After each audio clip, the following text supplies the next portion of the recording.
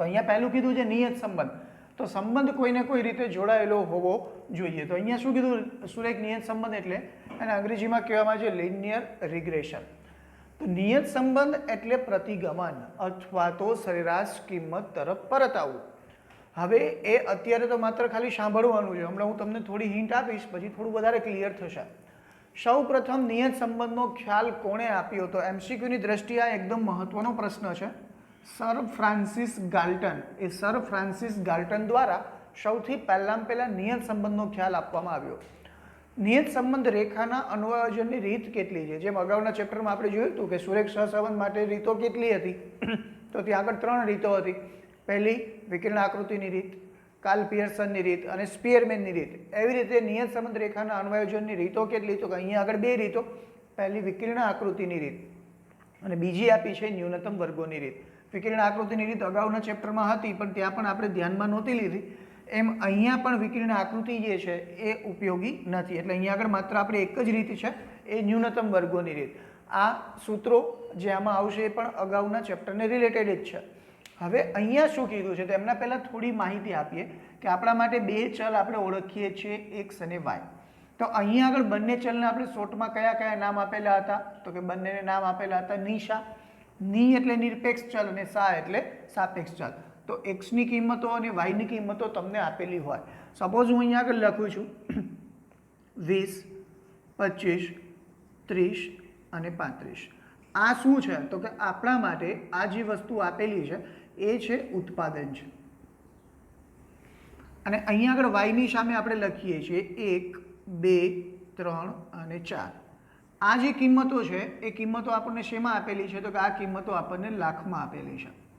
તો અહીંયા આગળ 2 ચલ સમજાયા. કયા કયા ચલ થયા? તો કે x અને y.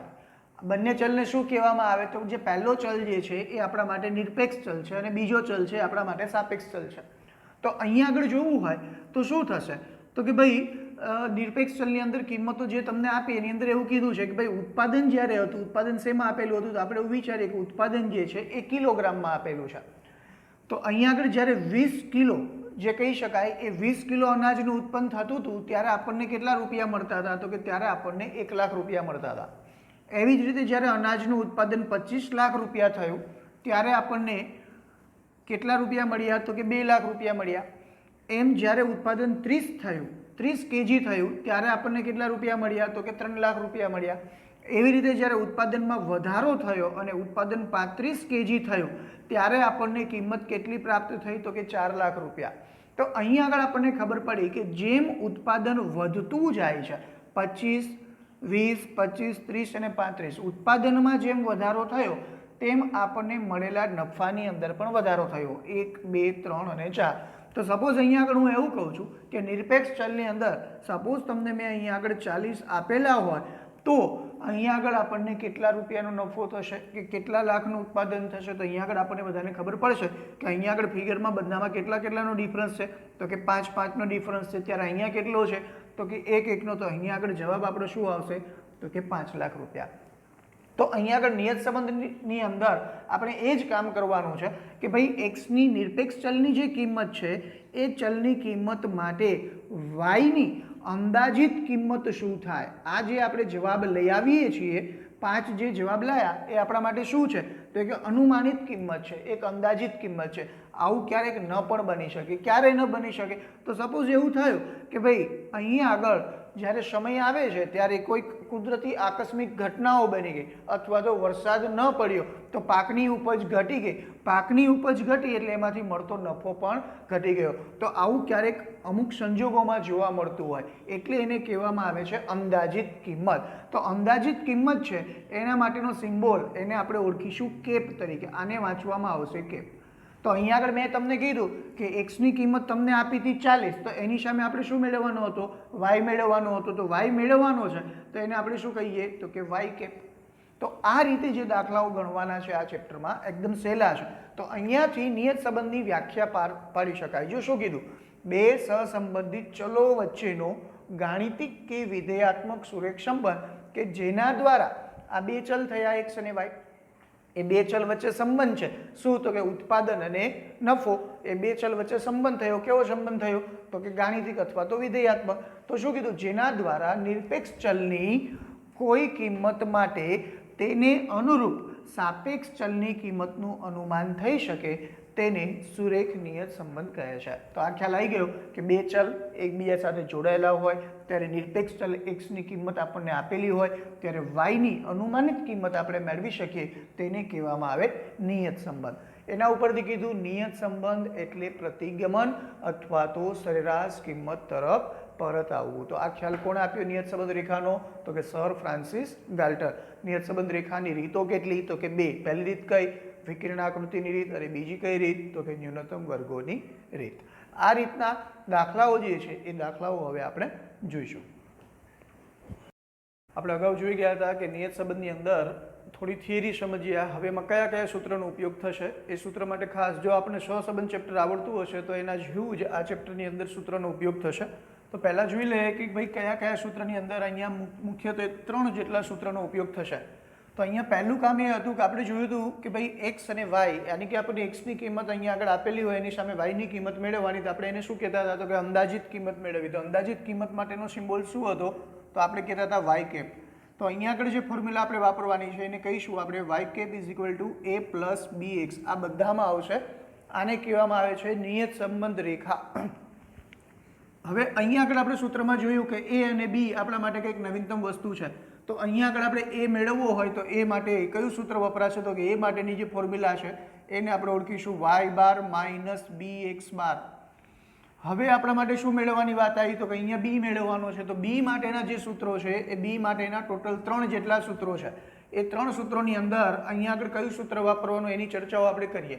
પહેલાં અહીંયા આગળ થોડી વિગત આપી દઉં. એ જે છે એને અંતખંડ તરીકે ઓળખવામાં આવે. કદાચ એમસીક્યુમાં આ પ્રશ્ન પૂછાય.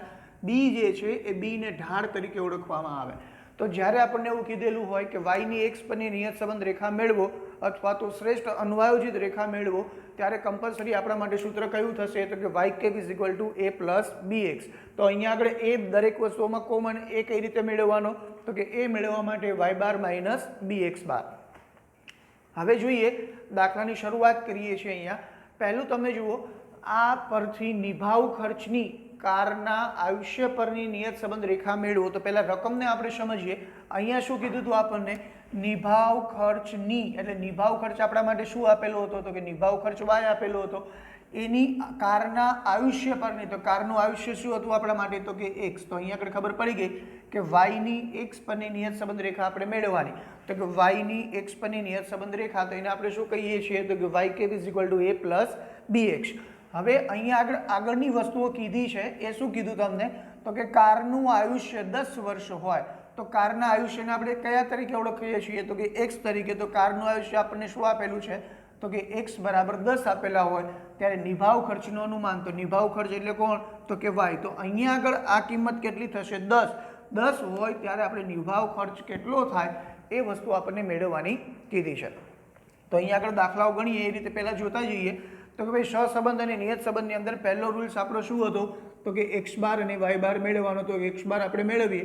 x bar is equal to sigma xi upon n અને y bar is equal to sigma yi upon n.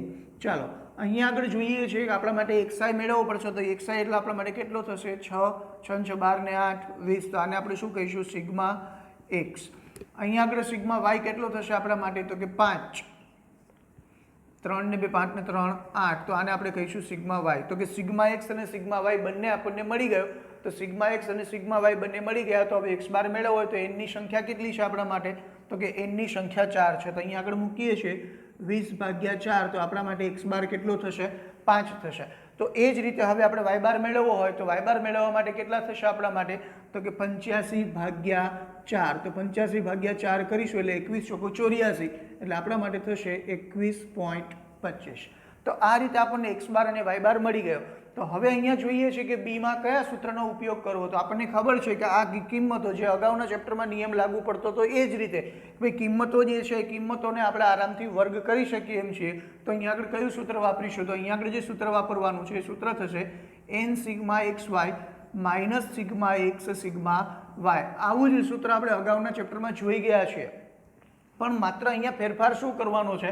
તો કે નીચેના ભાગ ઉપર આને આપણે ઓળખીએ છીએ વાયની એક્સ પરની નિયત સંબંધ રેખા, તો એને આપણે ઓળખીએ બી વાય એક્સ. તો અહીંયા આગળ લાસ્ટમાં જે છે એ જ વસ્તુ અહીંયા આગળ લખવાની, એટલે માત્ર ને માત્ર આપણા માટે અહીંયા આગળ કિંમતો કોની આવશે તો કે સિગ્મા એક્સની આવશે. અહીંયા આગળ વાયની કિંમતો આપણે લખવાની નથી. તો આ એકદમ સહેલું સૂત્ર, અહીંયા આગળ રૂટ નહીં આવે. અગાઉના ચેપ્ટરમાં આપણે જોઈ ગયા હતા એવું જ કામ છે, અહીંયા આગળ બીજું કશું નથી. Same to same. એટલે આપણને આગળનું ચેપ્ટર સહસંબંધ આવડે તો નિયત સંબંધ આપણને એકદમ સહેલું પડે. હવે જોતા જઈએ સૂત્રમાં. સૂત્રમાં પહેલું શું આપેલું છે અહીંયા તો n માગેલો છે, તો n ની કિંમત આપણા માટે કેટલી થઈ તો કે n = 4. હવે કોણ જોઈએ છે આપણે તો કે xy. તો xy જોતો હોય તો અહીંયા આગળ આપણે બોક્સ બનાવીશું xy નું. તો xy લેતા જઈએ કેટલું થશે તો કે 10 × 2 = 20, 20 × 4 = 80, 25 × 150 અને 3 × 8 = 24, એટલે કે 240. આ જે આપણને મળે છે એને આપણે શું કહીશું સિગ્મા xy. તો સિગ્મા xy આપણા માટે કેટલો થયો તો ટોટલ કરી લઈએ આપણે 10 ને 15 ને 4 19, 1 ટોટલ થયા આપણા માટે 490. તો સિગ્મા xy મળી ગયો 490. તો અહીંયા આગળ મૂકી દઈએ છીએ કેટલા તો કે 490. હવે કોણ જોઈએ છે સિગ્મા x. તો સિગ્મા x આપણને આપેલો છે, કેટલો આપેલો છે 20, તો એના બદલે મૂકી દીધા 20. સિગ્મા y કેટલો છે તો સિગ્મા y કેટલું 85, એના સ્થાને 85. એવી જ રીતે છેદમાં આપણને n ની કિંમત આપેલી છે 4. હવે જોઈએ છે કોણ તો કે x નો સ્ક્વેર. તો અહીંયા આગળ આપણે બોક્સ બનાવીશું શેનું તો કે x ના સ્ક્વેરનું. તો ચાલો x આપણને આપેલો છે એનો સ્ક્વેર કરતા જઈએ. 2 નો સ્ક્વેર 4, 4 નો સ્ક્વેર 16, 6 નો સ્ક્વેર 36 અને 8 નો સ્ક્વેર થશે આપણા માટે 64. તો આનો આપણે ટોટલ કરીશું. ટોટલ કેટલો થશે આપણા માટે 10, 16 ને 4 20, 0 2 3 6 6 12. ટોટલ આવ્યા આપણા માટે 120. તો અહીંયા આગળ મૂકી દીધા 120. હવે જોઈએ છે કોણ તો કે સિગ્મા એક્સ. તો સિગ્મા એક્સ છે જ આપણા માટે કેટલો છે 20. તો અહીંયા આગળ આપણા માટે થશે 20 નો સ્ક્વેર. તો અહીંયા આગળ આ વસ્તુ થઈ ગઈ. હવે 490 ગુણ્યા 4 કરીશું એટલે આપણા માટે કેટલા થશે 1960. ઓકે, 85 દુ આપણે કરીએ 85 ગુણ્યા 20 એટલે આપણા માટે થશે 1700. અહીંયા મૂક્યા 1700. છેદમાં જોઈએ 12 ચોક 48, 480 ભાગ્યા કરીએ 20 નો સ્ક્વેર 400. તો અહીંયા આગળ ઉપર આપણા માટે થશે કેટલા તો કે 260. છેદમાં થશે આપણા માટે 80. તો અહીંયા આગળ આપણને બી ની કિંમત મળે છે. બી ની કિંમત આપણા માટે કેટલી થશે તો કે બી થશે આપણા માટે 3.25. તો અહીંયા આગળ આપણને બી મળી ગયો. હવે જોઈએ છે આપણે સૂત્રની અંદર કે ભાઈ આપણને બી મળી ગયો, તો અહીંયા આગળ બી ની કિંમત મૂકી દઈએ. બી ની કિંમત કેટલી મળી આપણને 3.25x. ઓકે, હવે કોણ જોઈએ છે તો કે આપણે એ જોઈએ છે. તો એ જોતો હોય તો એ મેળવવા માટેની ફોર્મ્યુલા આપણને ખબર છે. શું થશે તો કે y બાર માઇનસ bx બાર. તો અહીંયા આગળ આપણે y બારની કિંમત આપણને મળેલી છે. કેટલી મળી છે y બારની કિંમત તો કે 21.25. ચાલો બી ની કિંમત આપણને મળી. બી ની કિંમત કેટલી મળી અત્યારે તો કે 3.25. અહીંયા મૂક્યા મેં 3.25. અને x બાર તો કે x બાર પણ આપણે મેળવેલો છે. કેટલો છે તો કે x બાર આપણને આપેલો છે 5. તો અહીંયા આગળ જોઈએ છે કે 21.25 માઇનસ 3.25 ગુણ્યા 5 આપણે કરીશું એટલે 3.25 ગુણ્યા 5 કરીએ એટલે આપણા માટે કેટલા થશે તો કે 16.25. તો અહીંયા આગળ એ ની કિંમત તમને મળે છે 21.25 માંથી 16.25 બાદ કરીએ તો આપણને એ ની કિંમત કેટલી મળે તો કે 5. તો આ એ ની કિંમત મળી ગઈ. તો અહીંયા આગળ આપણને ખબર પડી કે ભાઈ આ આપણા માટે શું મળી ગયું આપણને નિયત સંબંધ રેખા. જો માત્ર આપણને આટલું કીધું હોય કે નિયત સંબંધ રેખા મેળવો અહીંયા સુધીનું હોય તો આપણો જવાબ અહીંયા આગળ ફાઇનલ થઈ ગયો. આ આપણા માટે આન્સર બની જાય. પણ હવે અહીંયા તમને કંઈક વિશેષ કીધેલું છે જે આપણે જોઈ ગયા અગાઉ. શું કીધું હતું આપણને તો કે કારનું આયુષ્ય 10 વર્ષ હોય તો નિભાવ ખર્ચનું અનુમાન મેળવો. તો આપણને અહીંયા લખી દઈએ કે કારનું આયુષ્ય 10 વર્ષ હોય ત્યારે નિભાવ ખર્ચ. તો કારનું આયુષ્ય એને આપણે કયા નામે ઓળખીએ છીએ તો કે કારના આયુષ્યને આપણે x તરીકે ઓળખીએ છીએ. તો અહીંયા આગળ આપણા માટે x ની કિંમત કેટલી થશે તો કે x બરાબર 10 થયા ત્યારે આપણને શું કીધું નિર્ભાવ ખર્ચનો અનુમાન. તો કે આપણે y કેપ મેળવવાનું. તો અહીંયા આગળ જોતા જઈએ જે ફોર્મ્યુલા આપણને મળી હતી શું મળ્યું હતું તો કે y કેપ = 5 વત્તા 3.25x. તો એ મૂકી દીધા. હવે અહીંયા આગળ શું કરીશું તો કે x જે છે x ના સ્થાને આપણે કેટલા મૂકવાના થશે તો કે 10. તો અહીંયા આગળ મૂકીએ છીએ 5 વત્તા 3.25. અહીંયા કેટલા થશે આપણા માટે 10. તો અહીંયા આગળ જોયું કે 3.25 ગુણ્યા 10 આપણે કરીએ તો આપણા માટે થશે 32.5. તો ટોટલ થયો અહીંયા આગળ 37.5. તો અહીંયાથી આપણને ખબર પડી કે ભાઈ જો કારનું આયુષ્ય 10 વર્ષ હોય અહીં લખી દેવાનું, જો કારનું આયુષ્ય 10 વર્ષ હોય ત્યારે નિભાવ ખર્ચનું અનુમાન 37.5 એકમ કયો હતો એના માટે? તો કે 1000, તો અહીંયા આગળ થશે 37.5 રૂપિયા થાય. તો અહીંયા આ રીતે આપણે આ દાખલાને ગણી શકીએ. જે સેક્શન એફની અંદર 5 માર્કમાં દાખલો પૂછાય છે, સહસંબંધનો જેવો દાખલો છે એના જેવો જ દાખલો 5 માર્કમાં આ રીતનો દાખલો પૂછાઈ શકે. તો ખાસ જોવાનું કે નિયત સંબંધ રેખા મેળવવાની કીધી હોય તો માત્ર ને માત્ર આપણા માટે આ એક મોડલ તૈયાર થશે, એ આપણો જવાબ થશે. પણ જો વધારાની વિગતની અંદર તમને આવું આપેલું હોય તો એના માટે આપણે વાય કેપનું અનુમાન આ રીતે મેળવી શકીએ. ચલો વિદ્યાર્થી મિત્રો, જે દાખલો આપણે હમણાં ગણ્યો એના જેવો જ દાખલોમાં કશો ફેરફાર નથી, પણ એક નવી વસ્તુનું એડિશન થયેલું છે. તો અહીંયા આગળ પહેલાં રકમને વાંચી લઈએ કે ભાઈ વેચાયેલા લેપટોપની સંખ્યા 100 એકમમાં આપી છે અને એની સામે થતો નફો લાખ રૂપિયામાં, બંનેની વિગત આપેલી છે. તો અહીંયા આગળ તમને કીધું કે વાયની એક્સ પરની નિયત સંબંધ રેખા મેળવો. તો વાયની એક્સ પરની નિયત સંબંધ રેખા મેળવવાની, તો આપણને ખબર પડી ગઈ કે ભાઈ શું મેળવવાનું કીધું, તો કે બી વાય એક્સ, તો કે વાયની એક્સ પરની નિયત સંબંધ રેખા. ઓકે, હવે અહીંયા આગળ જે વસ્તુ આપણને કીધી છે, અહીંયા ત્રુટિ મેળવવાની કીધી છે. ત્રુટિ માટેની ચર્ચાઓ આપણે કરીએ તો એમની પહેલાં આપણે જોઈ લઈએ કે આપણે દાખલો કેવો ગણતા હતા અત્યાર સુધી. તો પહેલું કામ આપણું એ હતું કે ભાઈ વાય કેપ મેળવવાનું કામ કરીએ. તો વાય કેપ આપણને કઈ રીતે મળતો હતો, તો કે y cap is equal to a plus b x, આ રીતે આપણે મેળવતા હતા. હવે આની અંદર આપણે કોની જરૂર પડતી હતી, તો કે એમની અંદર આપણને જરૂર પડતી હતી, એ સૂત્ર પહેલું હતું એનું સૂત્ર. તો એની ફોર્મ્યુલા શું હતી, તો કે વાય બાર માઇનસ બી એક્સ બાર.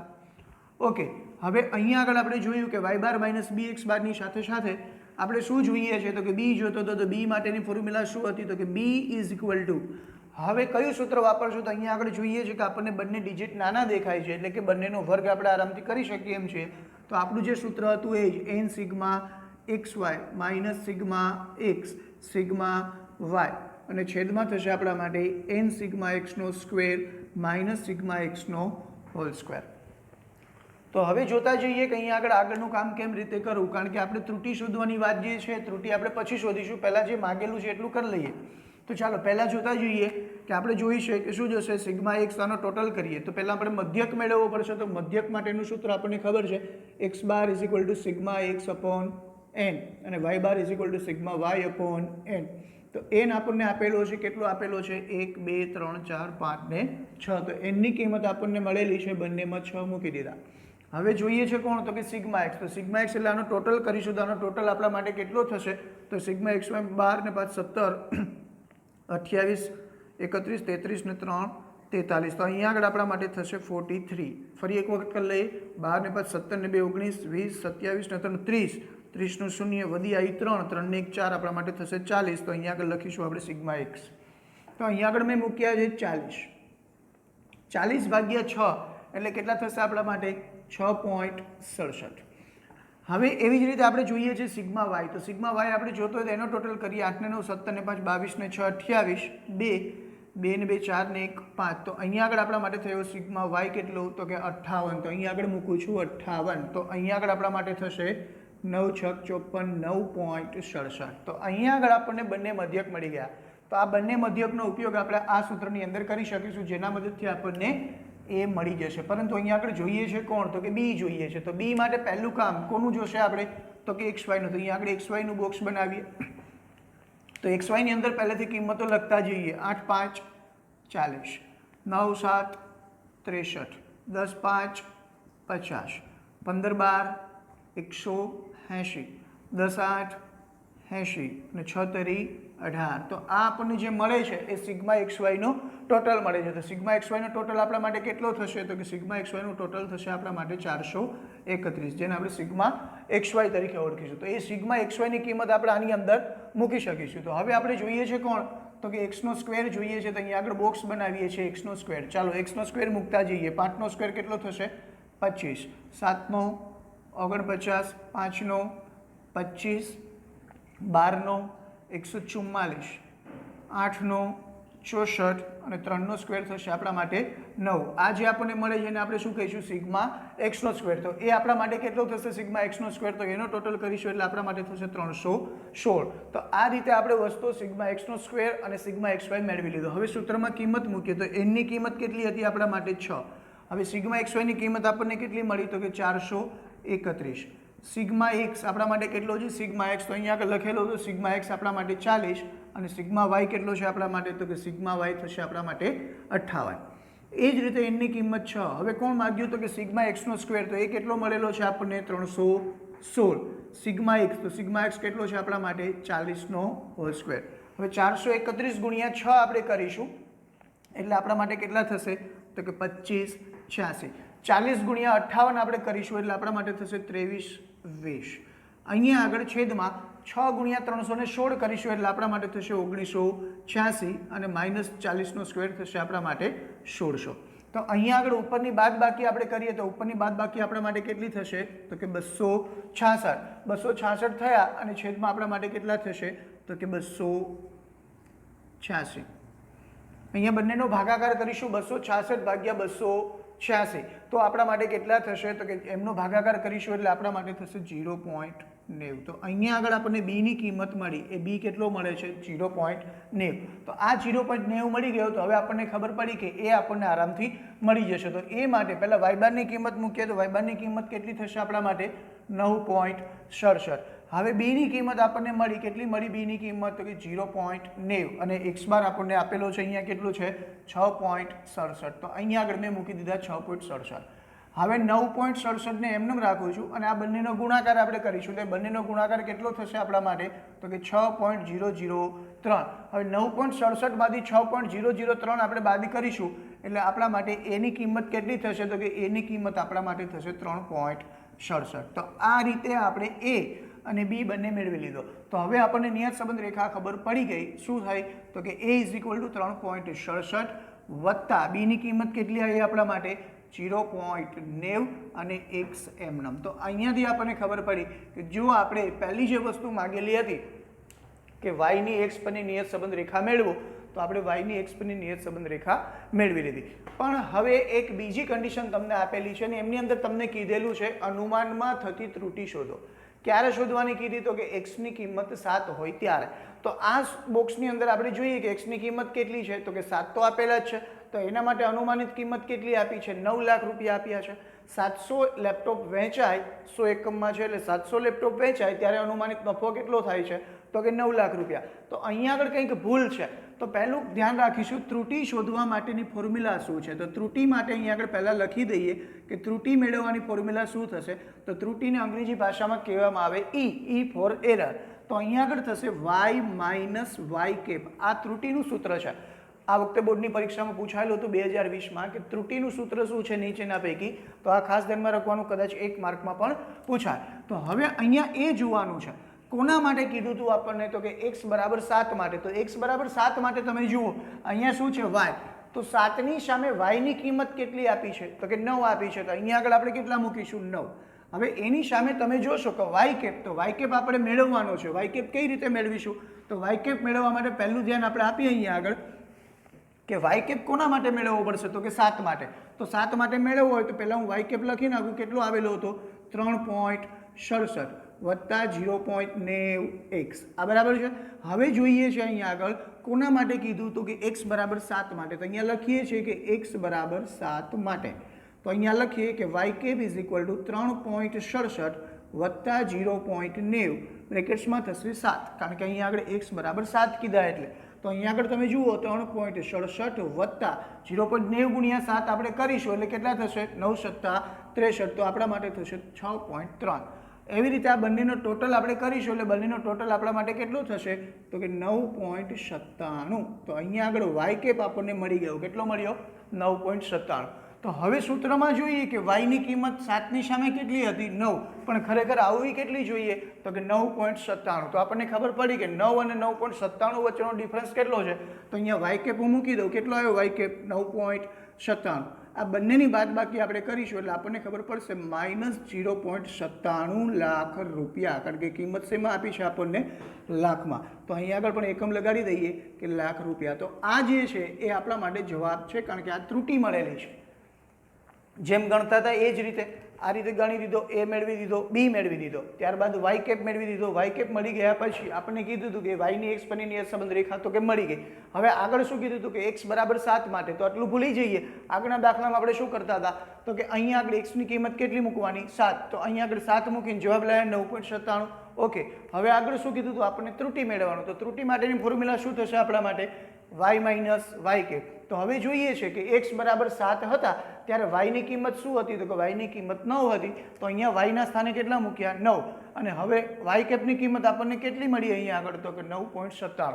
તો અહીંયા જવાબ આવ્યો -0.97. ખરેખર અહીંયા કેટલા હોવા જોઈએ? 9.97. તો આ રીતે 5 માર્કની અંદર આપણે ત્રુટિ મેળવી શકીએ. તો આ ખાસ વસ્તુ ધ્યાનમાં રાખવાની. નિયત સંબંધ રેખા પૂછાય, અંદાજિત કિંમત પૂછાય અને ત્રુટિ પૂછાય. આ ત્રણ જ વસ્તુ આ ચેપ્ટરની અંદર આવશે. એનાથી સવિશેષ બીજું કશું છે નહીં.